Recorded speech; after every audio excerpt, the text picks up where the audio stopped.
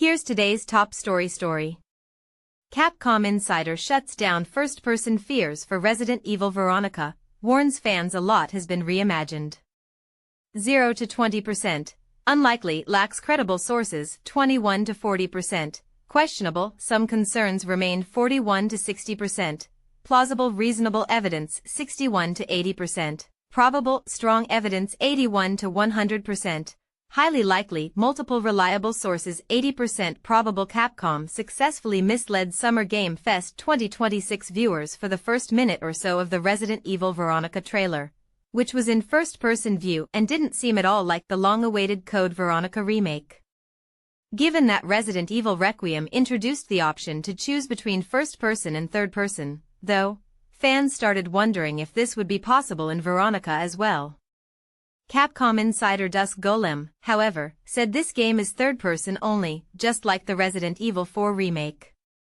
In a follow-up question, Dusk Golem also commented on the differences between the original Code Veronica and this remake. They didn't cut, it's just moved. Be prepared for a lot of things to be shifted around, remixed, reimagined, moved, etc.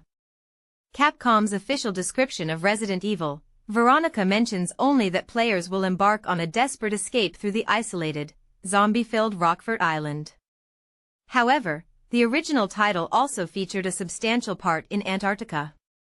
The official description focusing only on Rockfort Island could mean a few things. It might just be early marketing keeping things vague to avoid spoilers. The remake might restructure or trim the Antarctica section, or they may simply be leading with the more iconic setting.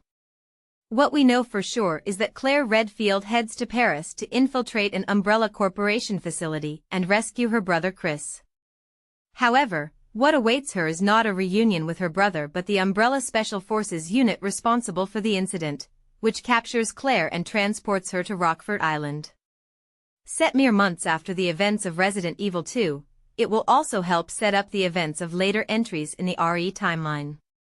On the gameplay front, Capcom only said that it will be modernized, presumably borrowing mechanics from recent titles like RE4 Remake and Requiem.